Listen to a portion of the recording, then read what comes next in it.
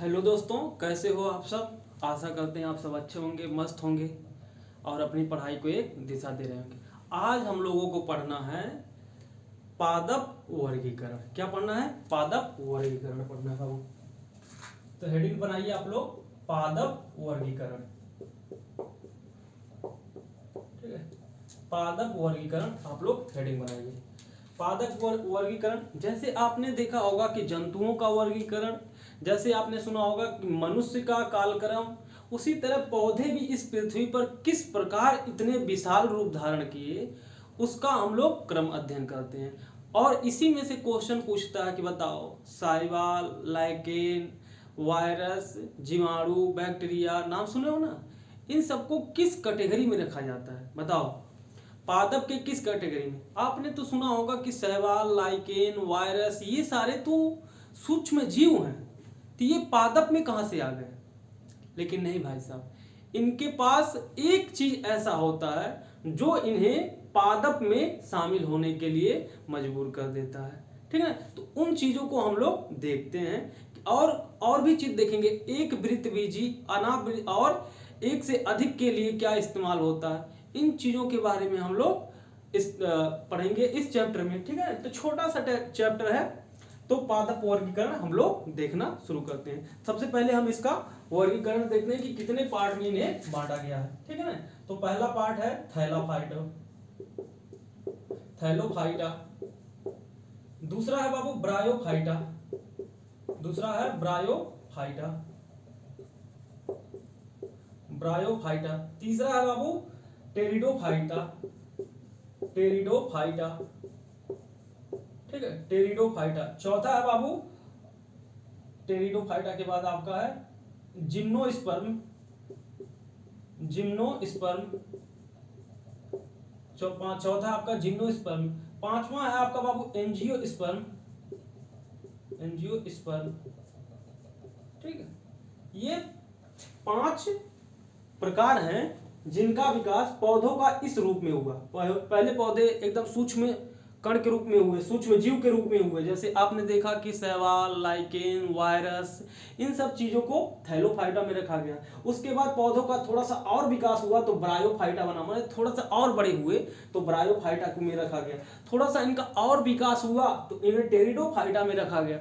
इनका थोड़ा सा और विकास हुआ तो भाई जिम्नोस्पर्म में। फिर एकदम भाई साहब एकदम विशाल पौधा बन गया तो उसे एंजियोस्पर्म के रूप में जाना जाता है। अब बाबू जो पहला तीसरा है, ये ऐसे इनकी विशेषता है कि अल्प विकसित होते हैं। कैसे होते हैं?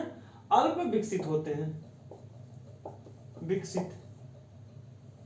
ठीक है, अल्प विकसित है। दूसरी विशेषता इनकी ये है बाबू कि इनमें फूल नहीं पाए जाते। ठीक है ना, फूल नहीं पाए जाते।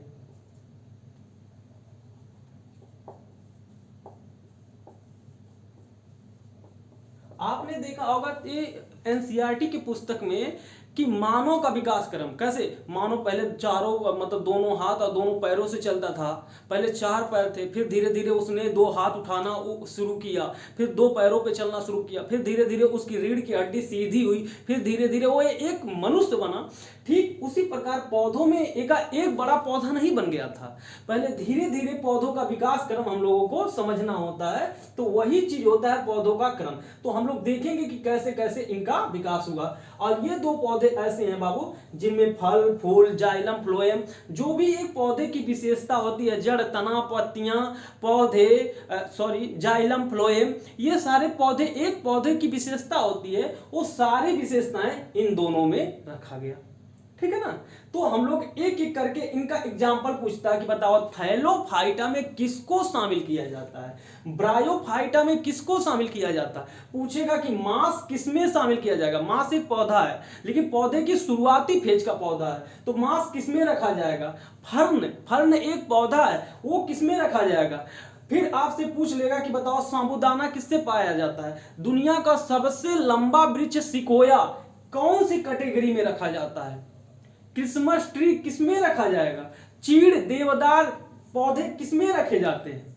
ये सारे क्वेश्चन आपसे पूछा गया क्वेश्चन है, तो हम लोग बिना देरी किए हुए इसकी विशेषता के साथ, इसमें क्या होगा, पौधे की सारी विशेषता, जैसे जाइलम भी होगा बाबू। ठीक है ना, इसमें लिखो, ऐसे देख लो, जाइलम, फ्लोएम, फ्लोएम, फल फूल, फल फूल, जड़ तना, जड़ तना, सब का विकास हो जाता है। लेकिन ये शुरुआत के 3 चरण में पौधों का बेहतर विकास नहीं हो पाता है, तो ये आपको ध्यान में रखना है। अब इतना नोट करने के बाद हम लोग एक एक करके देखते हैं।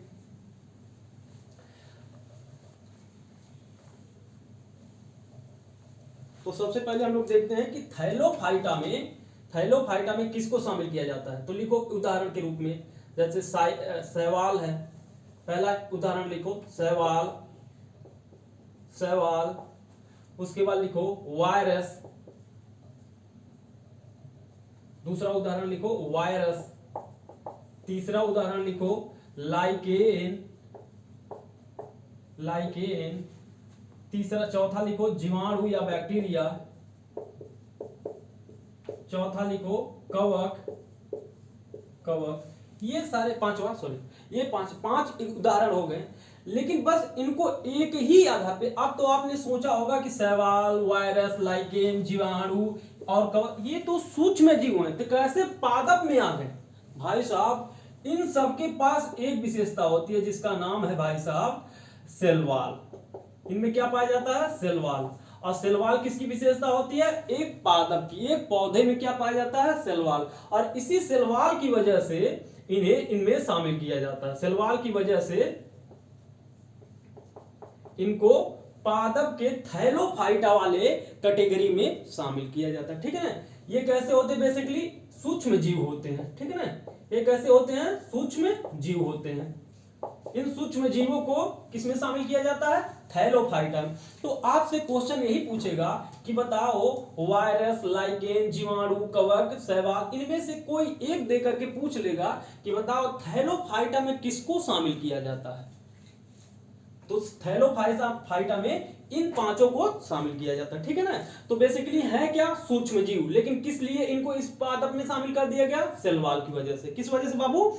सेल वॉल की वजह से। इसी सेल वॉल की वजह से इनको इसमें शामिल कर लिया जाता है। तो ये ध्यान रहे आपको कि केवल और केवल सेल वॉल पाया जाता है इनमें, और इसी सेल वॉल की विशेषता की वजह से इन्हें थैलोफाइटा में रख दिया जाता है। इस प्रकार माना गया कि पौधे की जो विशेषता होती है उसकी पहली प्रारंभिक विशेषता इन सूक्ष्म जीवों में पाया गया, जिस वजह से इन्हें थैलोफाइटा में शामिल कर लिया गया। ठीक है ना? अगला है हमारा, इसे नोट कर लीजिए, तब हम लोग आगे बढ़ते हैं।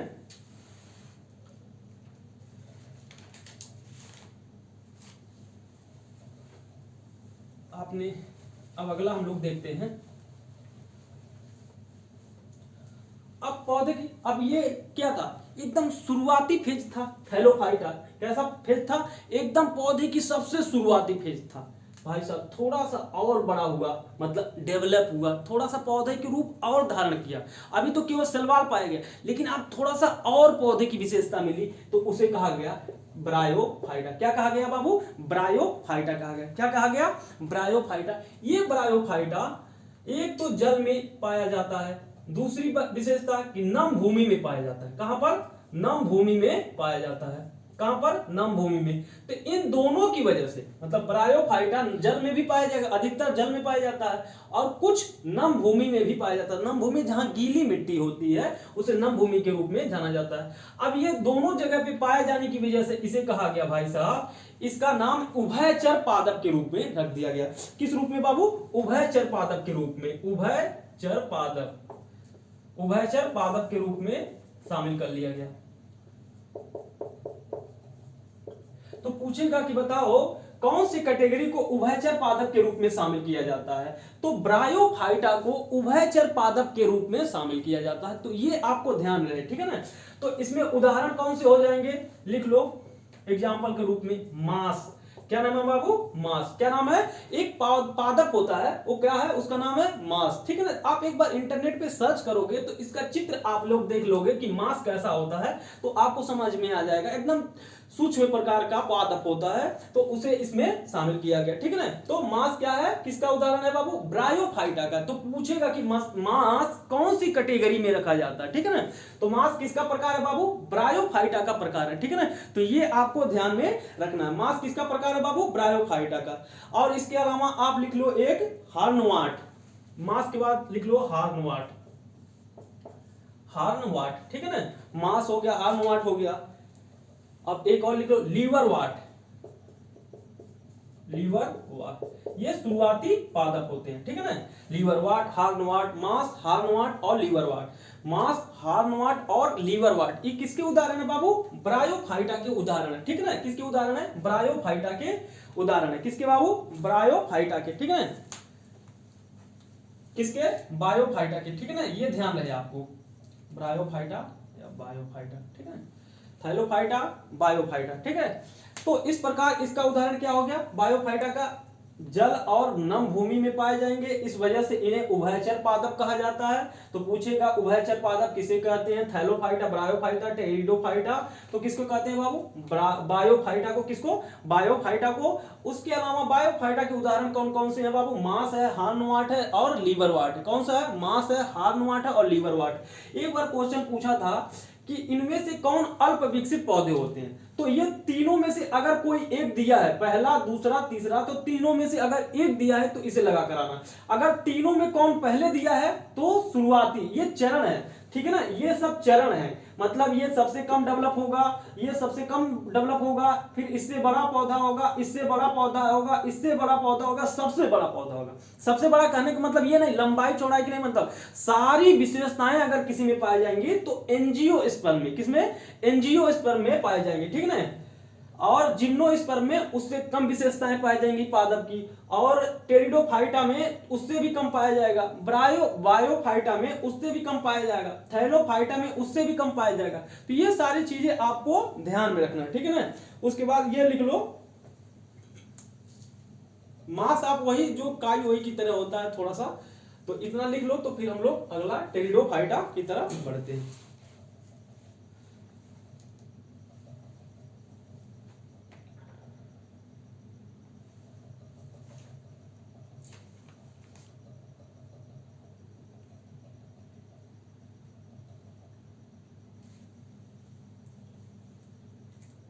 ठीक है, अब लिखो टेरिडोफाइटा। अब पौधे मतलब बायोफाइटा से थोड़े बड़े हुए पौधे तो उन्हें कहा गया टेरिडोफाइटा, मतलब इसमें कम विशेषता पौधे की पाई जाएगी, इससे ज्यादा विशेषता टेरिडोफाइटा। अब इसमें थोड़ा थोड़ा जाइलम फ्लोएम जैसी चीजें मिलना शुरू हो जाएंगी, ठीक है ना। मतलब ये क्रम है, बस आपको यहां तक ध्यान रखना है किसका? उदाहरण का, ठीक है ना बाबू, किसका? उदाहरण का ये ध्यान रखना। अब इसमें लिखो फर्न। पहला उदाहरण क्या है इसका? फर्न। पहला उदाहरण क्या है बाबू? फर्न है। किसका? टेरिडोफाइटा का पहला उदाहरण क्या है बाबू? फर्न है, ठीक है ना। और एक और उदाहरण लिख लो, मार्सेलिया। क्या बाबू? मार्सेलिया, मार्सेलिया, ठीक है, मार्सेलिया। फर्न और मार्सेलिया किसके उदाहरण है? टेरिडोफाइटा। फर्न और मार्सेलिया जैसे पौधे किसमें पाए जाते हैं? टेरिडोफाइटा में। ब्रायोफाइटा में मास, हार्नवाट और लीवर वाट जैसे पौधे किसमें पाए जाते हैं? ब्रायोफाइटा में। थैलोफाइटा में सूक्ष्म जीव जैसे कवक, लाइकेन और कवक, लाइकेन, बैक्टीरिया, वायरस, ये सारे चीज किसमें पाए जाएंगे? सूक्ष्म जीव। ये आपका थैलोफाइटा में पाया जाएगा। किसमें बाबू? थैलोफाइटा में पाया जाएगा। किसमें? थैलोफाइटा में पाया जाएगा। तो ये आपको ध्यान रखना, ठीक है ना। अब हम लोग आ जाते हैं, अब यहां से आपका क्वेश्चन और भी महत्वपूर्ण हो जाता है, ठीक है ना। अब आपका यहां से क्वेश्चन क्या हो जाएगा? अब यहां से अति महत्वपूर्ण हो जाएगा।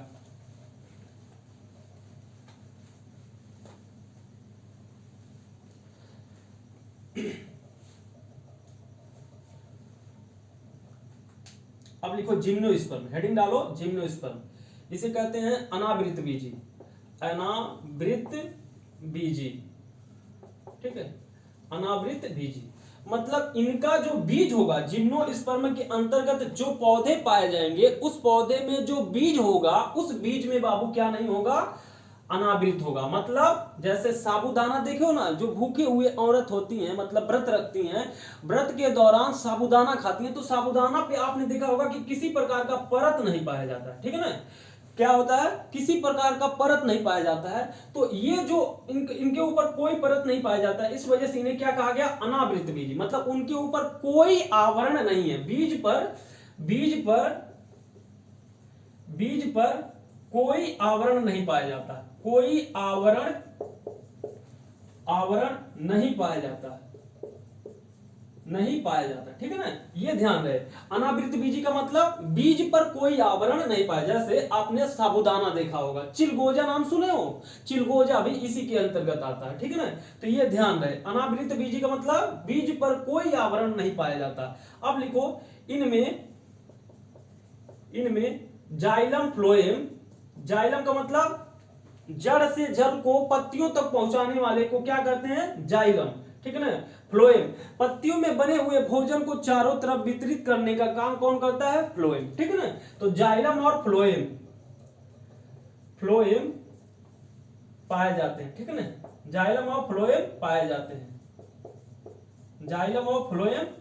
ठीक है ना, जाइलम और फ्लोएम पाए जाते हैं। अब उदाहरण हम लोग देख लेते हैं कि इसके अंतर्गत कौन कौन से उदाहरण हैं। अब इसमें बड़ी इंपॉर्टेंट उदाहरण होते हैं। जैसे देखो, आपने नाम सुना होगा सिकोया का, सिकोया पौधा, यह विश्व का सबसे लंबा पौधा है। सिकोया क्या है, विश्व का सबसे लंबा पौधा है। कहां पाया जाता है, उत्तरी अमेरिका में पाया जाता है, ठीक है ना।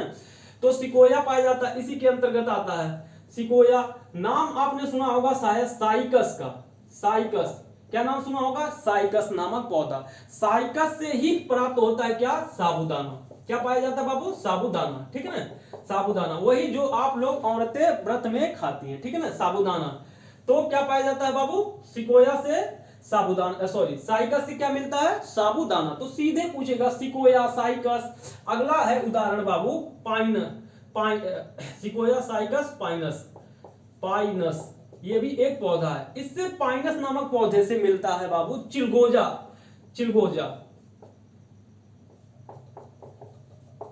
क्या होता है बाबू, जैसे गरी छुआड़ा क्या है, एक तरह का फ्रूट, एक प्रकार का ड्राई फ्रूट है, उसी प्रकार का चिलगोजा भी एक ड्राई फ्रूट है, ठीक है ना। लेकिन बाबू इसकी विशेषता है कि ये गरी छुआड़ा आपके बादाम से भी ज्यादा महंगा, शायद इसका 800 रुपए पाव है, क्या 32, शायद 8,000, शायद 8,000 किलो रुपए। हम एक बार सर्च किए थे तो शायद 8,000 शायद था, क्या मतलब बहुत महंगा है। तो आप ये ध्यान में रखना कि इसकी महंगाई से आप पता लगा सकते हो कि ये कितना ज्यादा महंगा है या कितना ही ये उनके बाकी ड्राई फ्रूट के मुकाबले इसकी क्या खासियत है, ठीक है ना। तो चिलगोजा बड़ा महंगा होता है, ड्राई फ्रूट है, तो आप चाहो तो एक बार सर्च करके देख सकते हो। तो पाइनस से क्या मिलता है, चिलगोजा, साइकस से क्या मिलता है, साबूदाना। इसके अलावा भी और उदाहरण हो सकते हैं इसके अलावा आपने क्रिसमस ट्री नाम सुने हो, क्रिसमस ट्री, ठीक है ना। जो क्रिसमस ट्री है बाबू, ये भी किसमें आता है, जिम्नोस्पर्म के अंतर्गत शामिल किया जाता है। जिम्नोस्पर्म के अंतर्गत क्रिसमस ट्री को रखा जाता है। किसको रखा जाता है, क्रिसमस ट्री को। किसके अंतर्गत बाबू, जिम्नोस्पर्म के अंतर्गत ही क्रिसमस ट्री को रखा जाता है। तो ये बात आप ध्यान में रखना, ठीक है ना। उसके बाद अलावा लिख लो, चीड़ है, देवदार है, ठीक है ना, चीड़, देवदार, ये सब भी पौधे किसके अंतर्गत रखे जाते हैं बाबू, जिम्नोस्पर्म के अंतर्गत ही शामिल किए जाते हैं। सीधे क्वेश्चन आपसे बन सकता है, तो ये आपको ध्यान में रखने की जरूरत है, ठीक है ना। तो नोट कर लीजिए आप लोग इन चीजों को।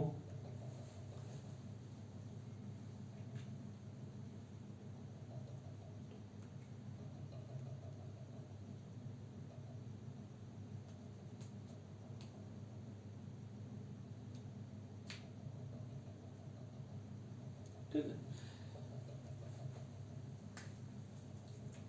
आपने नोट कर लिया होगा। तो अगला हम लोग पढ़ें एंजियोस्पर्म, ठीक है ना। जिम्नोस्पर्म के बाद बाबू हमारा क्या है, एंजियोस्पर्म आता है, ठीक है। तो जिम्नोस्पर्म के बाद आप लोगों ने देख लिया, तो एंजियोस्पर्म आता है, ठीक है।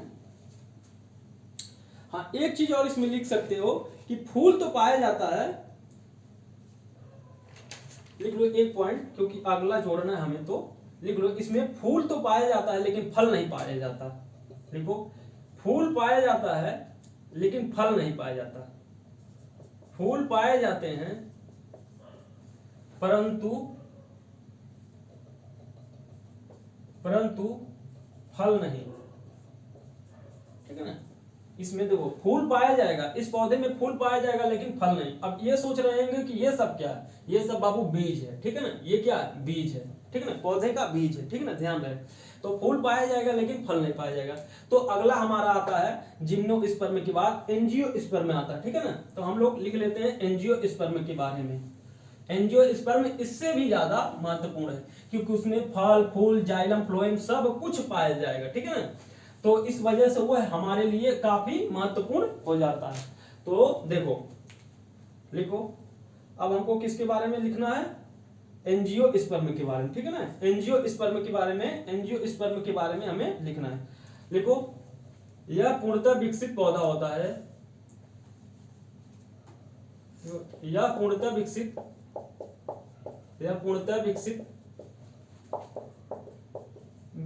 पौधा होता है। ठीक है, यह पूर्णतः विकसित बाबू पौधा होता है। यह पूर्णतः विकसित मतलब इसमें जड़, लिखो जड़, तना,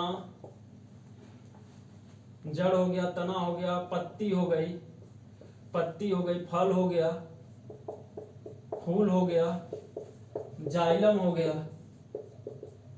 फ्लोएम हो गया। ठीक है, जड़, तना, पत्ती, फल, फूल, जाइलम, फ्लोएम सब कुछ इसमें पाया जाएगा। ठीक है ना, इसमें सब कुछ पाया जाता है। इस वजह से यह पूर्णतः विकसित। बाकी जितने भी अभी कैटेगरी देखे हैं आपने, उन सारे कैटेगरी में सबसे ज्यादा डेवलप पौधा कौन सा होता है, एंजियोस्पर्म। एक विशेषता आपने लिखा, दूसरी विशेषता लिखिए बाबू इसकी, ये दूसरी विशेषता आप इसके बारे में लिखो कि आवृत बीजी होता है। लिखो आवृत बीजी होता है। आवृत बीजी मतलब इसके अंतर्गत जो पौधे हैं उन पौधों के जो बीज होंगे उन बीज पर बाबू आवरण होगा। ठीक है ना, क्या होगा, आवरण। जैसे धान गेहूं देखे हैं ना, तो इन सब के ऊपर क्या होगा, आवरण होगा। ठीक है ना, आपने खीरा देखा होगा, कांकर देखा होगा, देखे हैं कि नहीं देखे हैं, करेला देखा होगा, इन सब के जो बीज हैं उन बीज पर क्या होगा बाबू, आवरण होगा। महुआ देखे होंगे, तो और उसके अलावा आम देखे होंगे, खजूर देखे होंगे। तो जितने भी बीज हैं इसके अंतर्गत, उन सब बीज के ऊपर क्या होगा, एक आवरण पाया जाएगा। ठीक है ना, तो लिखो बीज के अलावा आवृत बीज का मतलब बीज पर आवरण पाया जाता है, आवरण पाया जाता है। ठीक है ना, बीज पर क्या पाया जाएगा बाबू, आवरण पाया जाता है। ये दो प्रकार के होते हैं। कैसे बाबू, ये दो प्रकार के होते हैं। तीसरा पॉइंट लिखो, ये दो प्रकार के होते हैं। ये दो प्रकार के होते हैं। पहला, एक बीजपत्री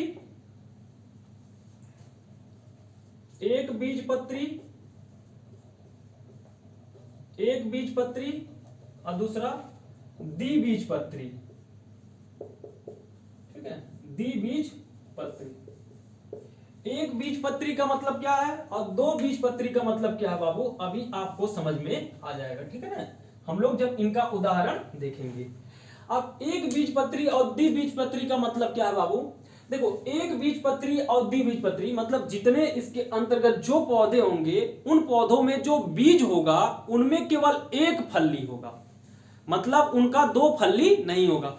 अब आप जैसे देखे होंगे कि गेहूं जो होता है बाबू, ऐसे बीज से होता है, भले लकीर होता है, क्या वो दो फल्ली होता है, नहीं। चावल देखियो, चावल में केवल कितना होता है, एक फल्ली होता है, वो अपने आप में एक फल्ली होता है। लेकिन आपने देखा होगा कि जो आपने मटर का पौधा देखा होगा, चना देखा होगा, तो चने का जो बीज होता है, चने में दो फल्ली होता है। कांकर, खीरा देखे होंगे, उसमें कितने फल्ली होते हैं, जब उन्हें फाड़ेंगे तो दो फल्ली मिलेगा ना। तो इन्हीं के आधार पर इनका नामकरण हुआ है क्या, एक बीजपत्री, दो बीजपत्री। जिसका फल्ली हो जाए बाबू, दो फल्ली हो जाए, जैसे आम देखे होंगे, महुआ देखे होंगे, देखे हो कि नहीं देखे हो बाबू, ककड़ी हो गया, खीरा हो गया, तरबूज हो गया, खरबूज हो गया बाबू, करेला हो गया, इन सब में क्या हो गया, उसके अलावा चना हो गया, मूंग हो गया, मसूर हो गया, ये सब क्या है, द्विबीजपत्री हैं। इनमें जब फाड़ोगे तो दो फल्ली मिलेगा, इस वजह से इसका नाम द्विबीजपत्री रख दिया गया। जैसे आपने देखा होगा कि सरसों तो दो बीजपत्री है। धान गेहूं मक्का ये सब कैसे हैं, एक बीजपत्री हैं, ठीक है ना। तो हम लोग एक एक करके इनका उदाहरण लिख लेते हैं, ठीक है ना बाबू, एक एक करके हम लोग इनका उदाहरण लिख लेते हैं। तो लिखो एक बीजपत्री के अंतर्गत धान गेहूं जौ, जैसे लिखो धान गेहूं जौ। आपने देखा होगा बांस के जो बीज होते हैं। अब आप आधे लोग तो यही सोच रहे होंगे कि बांस के कहाँ बीज होते हैं। बाबू बांस फुलाते हैं, जब एक आध कभी बहुत लंबे समय तक हो जाएगा तो बांस के ऊपरी परत पर फूल लगते हैं। उन फूलों में जो दाने होते हैं वो कैसे होते हैं, एक बीजपत्री होते हैं। कैसे होते हैं, एक बीजपत्री होते हैं। तो ये आपको ध्यान में रखना है, ठीक है ना। धान गेहूं जौ बांस केला में भी जो बीज होता है उसमें भी एक बीजपत्री के रूप में शामिल किया जाता है, ठीक है ना। उसका भी बीज किसके रूप में, एक बीजपत्री के रूप में शामिल किया जाता है। उसके अलावा बाबू ज्वार बाजरा, लिखो ज्वार बाजरा मक्का ये सब कैसे हैं, एक बीजपत्री हैं, ठीक है ना। ज्वार बाजरा मक्का ये सब कैसे हैं, एक बीजपत्री हैं। उसके अलावा लहसुन प्याज आपने देखा होगा ना, तो लिखो लहसुन प्याज। खजूर नाम सुने हो, खजूर भी एक बीजपत्री होता है। नारियल नाम सुने हो बाबू, नारियल भी एक बीजपत्री में शामिल किया जाता है। नारियल ये सब किसमें शामिल किए जाते हैं, एक बीजपत्री के रूप में शामिल किया जाता है। अब द्विबीजपत्री में भी हमें लिखना है, ठीक है। अब द्विबीजपत्री में आप लोगों को लिखना है तो लिखो सभी दलहन